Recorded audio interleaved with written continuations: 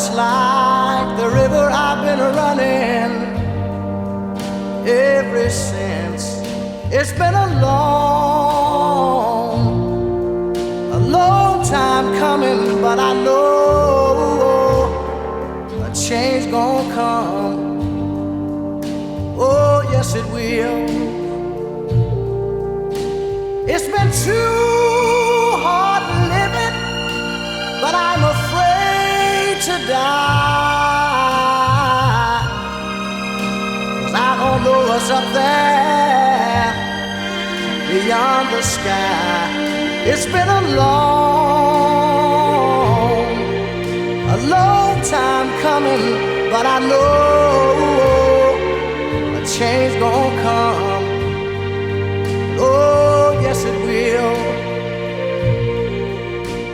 I go to the movie and I go downtown.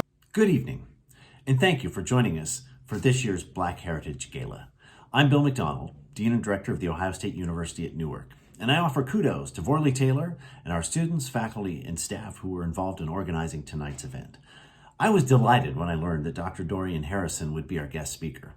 Her message fits perfectly with the Change is Coming theme of tonight's event. And I hope that her message gives you confidence that the movement to seek social justice, a movement that has multiple currents, sometimes coming together within a single individual, sometimes coming together within collections of individuals, has momentum and will grow even stronger. I look forward to the day when we can collaborate in person, and to the day when we can celebrate Black heritage in a face-to-face context again. But live or not, our celebration is real. Our effort to seek change is real, and I believe that we will see real results. Please stay safe and well. I look forward to seeing you on campus someday soon. Hello, my name is Faris Salama. I am 20 years old and I currently attend COTC full-time. Black History Month is an annual celebration of achievements by African Americans and a time for recognizing the central role of Blacks in U.S. history. The event grew out of Negro History Week, the brainchild of noted historian Carter G. Woodson and other prominent African Americans. Since 1976, every U.S. president has officially designated the month of February as Black History Month. Other countries around the world, including Canada and the United Kingdom, have also devoted a month to celebrating Black history. The story of Black History Month begins in 1915, half a century after the 13th Amendment officially abolished slavery in the United States. That September, the Harvard-trained historian Carter G. Woodson and the prominent minister Jesse E. Moreland founded the Association for the Study of Negro Life and History, otherwise known as ASNLH, an organization dedicated to researching and promoting achievements by Black Americans and other peoples of African descent. Known today as the Association for the Study of African American Life and History, the group sponsored a National Negro History Week in 1926, choosing the second week of February to coincide with the birthdays of Abraham Lincoln and Frederick Douglass. The event inspired schools and communities nationwide to organize local celebrations, establish history clubs, and host performances and lectures. Hi, my name is Nade, and I am a sophomore at The Ohio State University at Newark, and today I'll be reading the history of the RBG, which is the red, black, and green flag. The red, black, and green flag was first used and designed by Marcus Garvey and members of the United Negro Improvement Association in 1920. Since the flag first came into existence, numerous African nations have adopted the colors as a symbol of their sovereignty. The following are meditations on the meaning of the colors behind our movement. Red, the color of fire, aggression, and blood. Red represents the blood of our martyrs, the 100 million men and women who have shed their blood and given their lives for the cause of liberty, unification, and redemption. Red compels us to remember the Oscar Grants, the Trayvon Martins, the Sean Bells, the Trey Davises, along the Malcolm X, the Martin Luther King Jr.'s, and the Huey P. Newtons and the Denmark Bessies. Red represents the passion and the aggression born within every Black man and woman, the life forces that must be tapped to release the collective energy that we will need to achieve our divine purpose on this planet. Black. The color of the infinite, the mysterious, the undefined, the definitive. The color of the most fertile of soil from which all life springs forth, and to which all life must return. It compels us to remember that we Black men and women are all unified as members of one family. Black represents the uniformity of our interactions. Black also represents the ignorance, the void from which we must emerge before we are able to lead and enlighten the rest of the world. Green, the color of fertility, productivity, and prosperity. Green represents the fertile cradle of Africa in all her prosperous glory.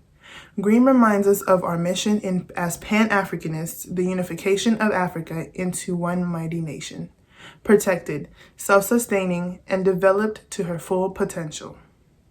Red represents the color of the blood that has been shed. Black represents our identity.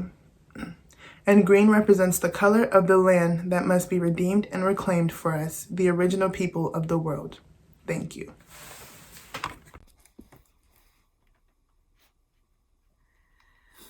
Hello, everyone. Thank you so much for being with us on today. My name is Sarah Napper.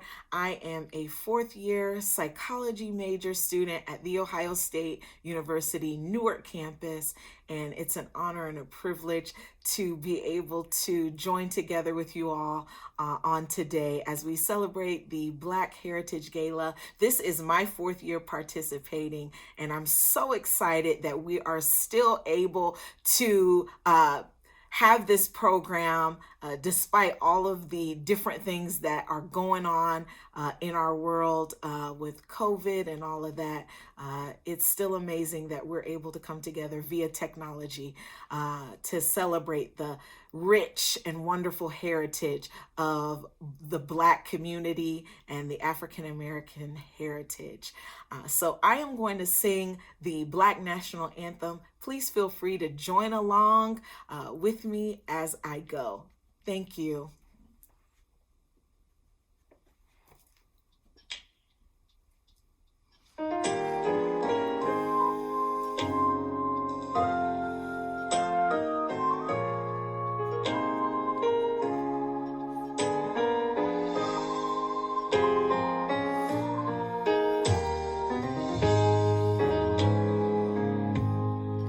Lift every voice and sing till earth and heaven ring with the harmonies of liberty. Let our rejoicing rise high as the listening skies. Let it resound loud as the rolling sea. Sing a song full of the faith that the dark past has taught us. Sing a song full of the hope that the present has brought us. Facing the rising sun of our new day begun, let us march on till victory is won. Let's sing that one more time. Lift every voice and sing till earth and heaven ring with the harmonies of liberty. Let our rejoicing rise high as the listening skies. Let it resound loud as the rolling sea. Sing a song full of the faith that the dark past has taught us. Sing a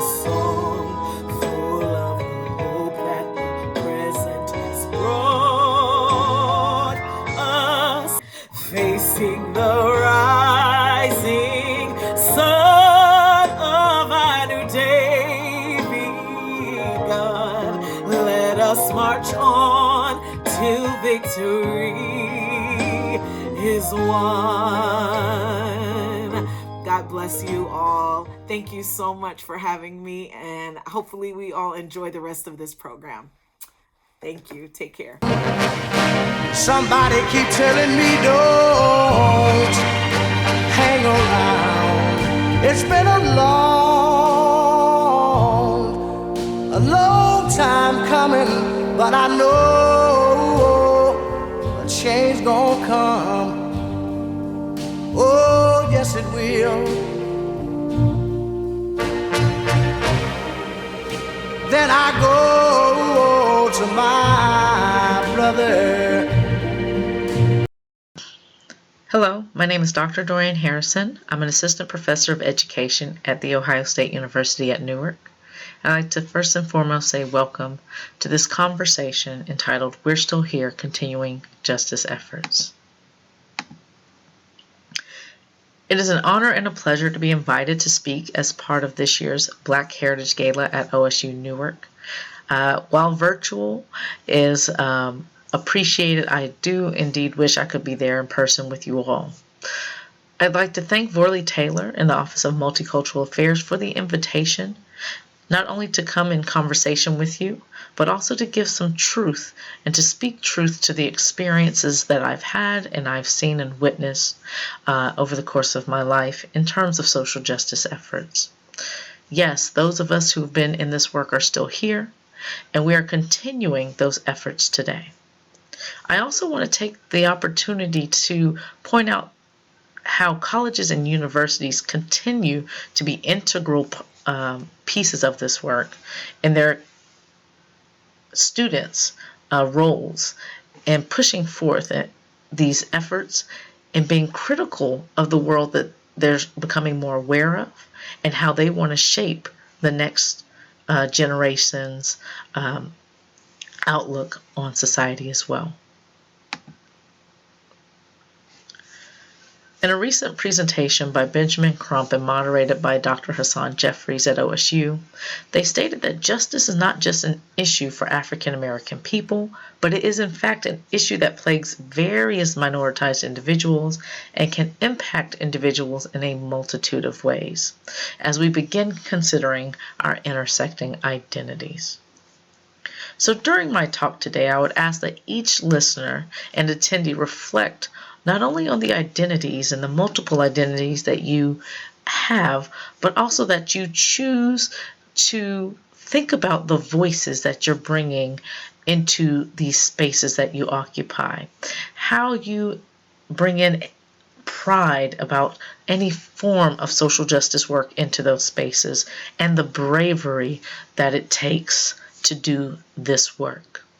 In this haiku that I wrote, finding my true voice, learning to be brave and true, social justice pride, because that is what we need, and that is what we must have in order to do this work. Voice, bravery, truth, and pride in the work that we do.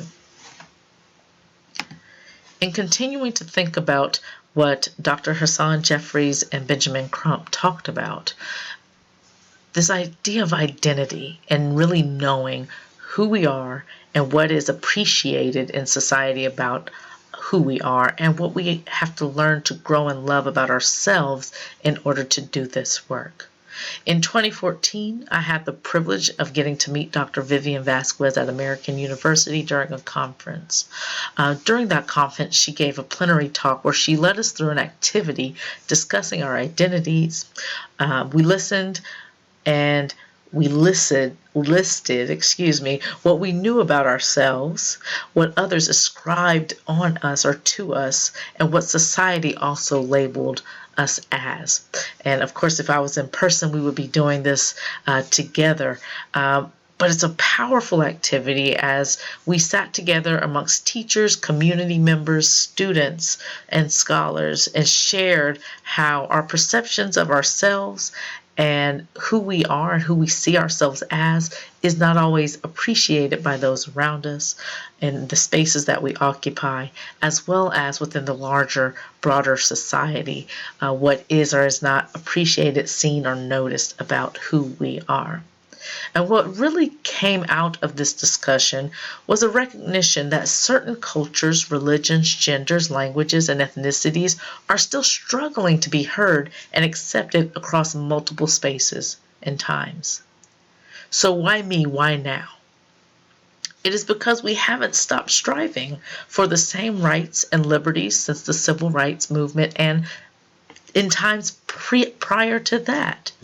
And so as we get ready to sort of conceptualize and build into this type of work, we need to understand who we are. We need to take time to really dig into our multiple identities, how we're perceived, how others perceive us, and how the larger society perceives us as well, because these are always going to be moving and shifting based on the spaces we occupy.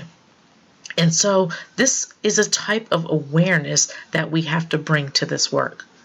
So why me? Why now? It's because I don't see my identities privileged in all the spaces that I have to go into. I don't see a world that's going to look at my child who is bilingual, who has multiple ethnicities, and who will occupy multiple identities being appreciated in all the spaces that she may go into. And as we build this awareness, I want to share a quick poem that I wrote entitled Awareness. Oh, mercy, mercy me, I'm in my 20s and things ain't what they used to be. Where did the blue skies go? Fascinating science of the world, the reflections of truth from water to sky, reverberations of sounds. Peace, don't forsake me now. Now I see how crowns lay crooked atop the trees. Wait, do you hear me? The crowns are lying crooked atop the trees, but oh, the roots. The roots don't hide, the roots spread long and wide beneath me. Beneath me, I can see the history. I can see how perceptions and misconceptions, tattered and broken histories, stole to the masses as truth, but really it's a true hypocrisy. Familiarity leans to the side as I begin creating in me a new understanding, a critical awareness, a new collection of words and passions. It's an awareness.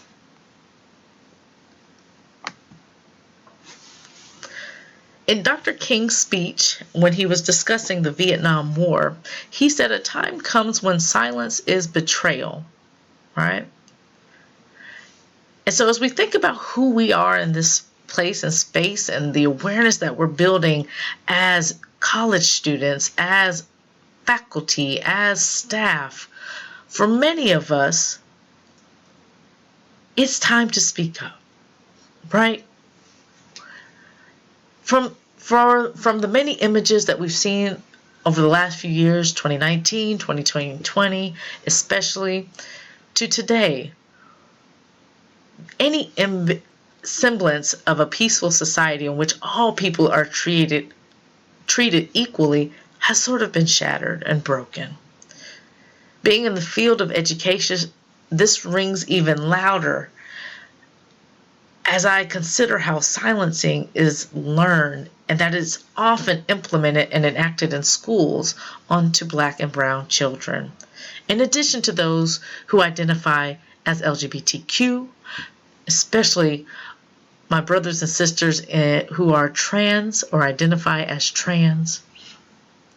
I can only imagine how many of you watching today have learned not to say a word based on your childhood experiences, to sit silently as the world continues to develop around you. Or maybe you have faced punishments for speaking up or speaking out, speaking to your truths. These early sounds that I too have experienced coming through K-12 schooling in Tennessee continue to reverberate and give cause for me not to speak. However, we must speak. We must, because it is a betrayal not only to our society, not only to ourselves, but to our children and to the next generation. As Dr. King has stated, the time has come. It came in the 50s and the 60s. It came in the 80s and the 90s, and it is here again today. While the civil rights movement and other justice movements may have occurred then, the consequences of those movements are still being felt today. As we have seen with continued efforts with Black Lives Matter, NAACP, LGBTQ movements, immigration reforms, and refugee and migrant reforms as well. The silences are being broken. The betrayal of oppressive systems was and still is being realized, and people are being called to continually break those chains of silence.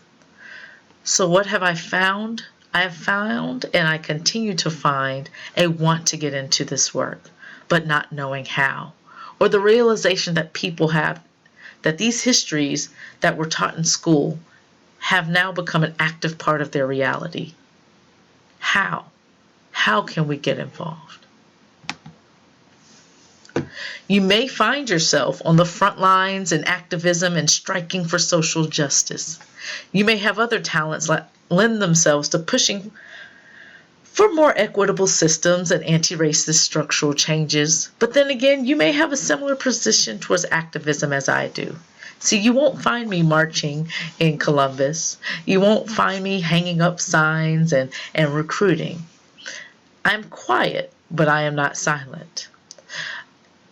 My work and my talents lie behind the guise of a pen, behind a quiet grin as I step in, not speaking, listening, not talking, writing, composing eloquent sounds as the ball of my pen glides across the page, pirouettes in script, the poetic shape calls to me. My shouts for equity, the keys tap, tap, tap, tap, making a recognizable cadence, each square pushing back against the tips of my fingers. I lean in, putting more emotion into each tap, tap, tap. The loud moments that erupt from quiet times, the composer shouts, echo timelessly across the crowds, becoming the written records permanently captured in time. We write. And while I won't say that I'm anywhere near the level of these people portrayed on this slide, they are inspiring how I do my activism. By telling and capturing stories and writing them down and sharing them with the masses, I write to enact change. I write to give hope. I write in the hope that others will read my work and be inspired. I write. Not only do I write, I also teach. I teach to be critically aware of the experiences of all children in the classroom and their families and the communities in which they come from. To teach empathy, to teach awareness, to teach love. That is my contribution. I am still here. I am still working to teach love. This is now the year of 2021. It marks 112 years since the founding of NAACP. It marks 8 years since Mississippi ratified the 13th Amendment, which abolished slavery. I want you to let that sink in. It marks 8 years since the Black Lives Movement began, and 1 year since Newark reactivated its chapter of NAACP. A lot of monumentous things are happening still. We only need to look. So the question is, in 2021, how can you give back or push forward or get involved with these movements? What I see and I'm excited about is here at Newark, the diversity office is really striving to build this awareness amongst students here at OSU Newark. There are efforts being made in Licking County and in the city of Newark around LGBTQ rights. The NAACP is now back active and looking to expand its efforts in Newark, and I would argue in Licking County and beyond. So all you need to do is get involved, and there's many ways to do that. But you have to find your niche. You have to find your inspiration and ways that you want to get involved. As I said before, we're still here. We're still working. We're still striving in many different ways. Find your way. Reach out. Find what is true to who you are and your identities. Find what is going to be a sense and source of pride for the work that you want to push forward in this fight for justice and equity. And then get involved however you see fit. And then when you look back on your college years and your experiences, what can you tell the next generation about the spaces you occupied, about the inspiration that you gained while you were here at OSU and COTC? Will you like what you see? Will you like what you hear? I bet you will. Thank you so much. Mercy, mercy me.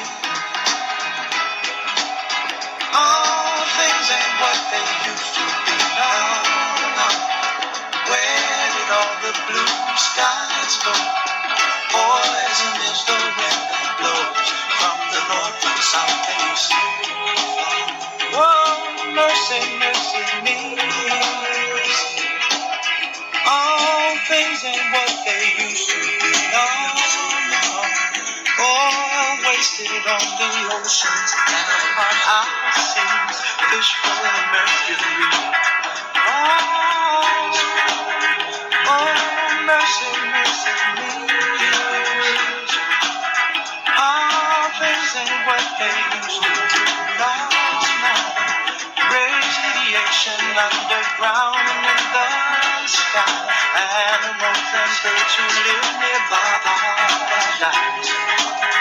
Oh, mercy, mercy me. All things ain't what they used to be.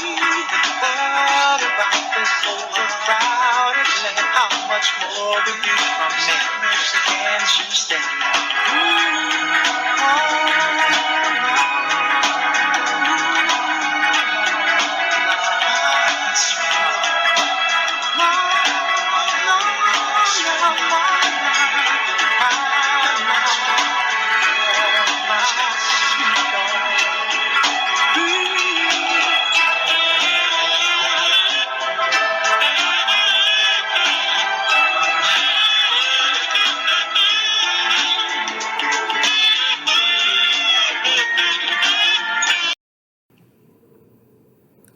Hello, my name is Vorley Taylor, Program Manager for Multicultural Affairs for COTC and Ohio State Newark. I hope you enjoyed tonight's Black Heritage Gala with our students and guest speaker, Dr. Dorian Harrison. Dr. Harrison reminded us that change is inevitable for equity and equality. In recent months, the change that is needed just got energized. I want to thank Dr. McDonald for those great opening remarks and our student speakers, Therius Salema, Nade Kessi Niapong, and Sarah Napper, for the reminders about the rich culture and heritage within the Black community, and Kiara Bean, student employee in multicultural affairs. I look forward to this event next academic year with dinner and in person. The date is February 24th, 2022. Have a great rest of the evening, and I look forward to seeing you next year.